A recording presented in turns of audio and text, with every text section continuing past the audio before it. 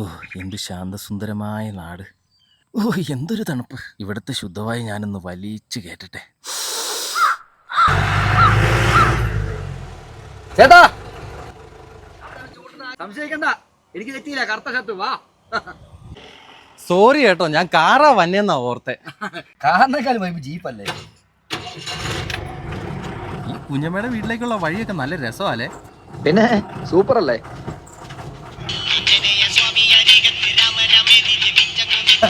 ഒച്ചനാ, ഞാൻ വിളിച്ചോണ്ട് വരുമോ സംശയം. കറക്റ്റാട്ടെ ഒരു സർപ്രൈസ് അങ്ങ് കൊടുത്തേക്കാം. കൊച്ചിന് എന്നോടുള്ള പിണക്കൊക്കെ മാറിയോ? പുള്ളി എങ്ങനെ ആരോടും പണങ്ങില്ല, നല്ല മനുഷ്യനാണ്. പന്ന കിളവി ഇതൊക്കെ നടക്കുന്ന കണ്ടില്ലേ. പ്രായമുള്ളല്ലേ, വിട്ടേരെ. എന്നെ വിടാനാ, ഇതിനൊന്നും നിയമം അറിയില്ലെന്ന്.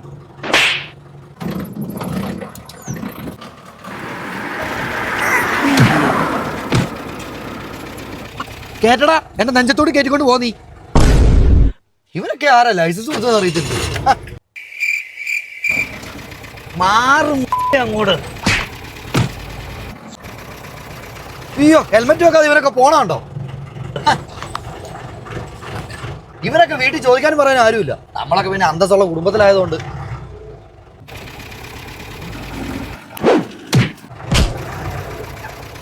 റോഡാണോ അവനെ കൊണ്ടാക്കിയിട്ടേക്കുന്നത്? തോട് പോലെ കിടക്കുന്നത് അവന്റെ അപ്പൻ.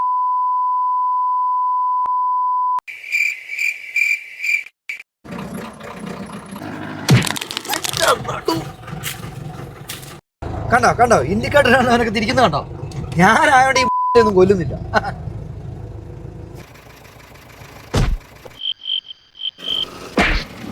അതൊന്നും ഒന്നുമില്ലെന്നേ.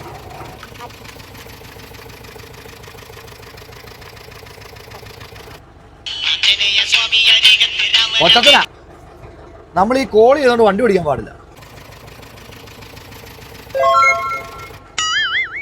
അപ്പൊ ഈ വാട്സാപ്പ് നോക്കാവോ? വാട്സാപ്പിൽ മെസ്സേജ് ഒന്നല്ല, നമുക്ക് ഒറ്റക്കൈക്ക് ഓടിക്കാൻ അറിയാലോ. നമുക്ക് ശീലമായി. ഒറ്റക്കൈക്കോ? ആ, ഒറ്റക്കൈക്ക്. എൻ്റെ ഭാര്യ ചിക്കു ഇല്ലേ, അവളെ ഞാൻ സൈഡിൽ വെച്ചോണ്ട് പോകുമ്പോൾ വളവ് വരുമ്പോൾ ഒറ്റക്കൈക്ക് ഒരു തിരിയുണ്ട്. അത് കണ്ടിട്ടാ അവള് വീണത്. ആ കാണുന്ന വളവുണ്ടോ, അതിപ്പോ ഒറ്റക്കൈക്ക് ഒരു തിരിയുണ്ട്. നോക്കിക്കോണേ. ഡേ, അത് വേണോ?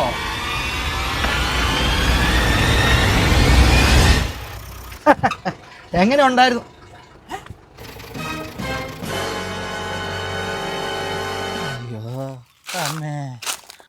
അയ്യോ, ഹലോ, നീ സേതുവിനെ വിളിക്കാൻ പോയിട്ട് എവിടെ പോയി കിടക്കുവാ? അവൻ അരമണിക്കൂറായിട്ട് ബസ് സ്റ്റോപ്പിൽ വെയിറ്റ് ചെയ്യാ.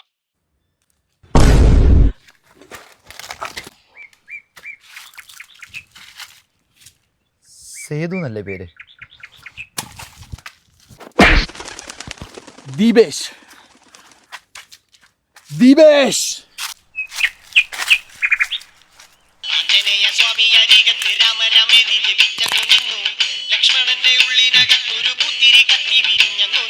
കൊച്ചാ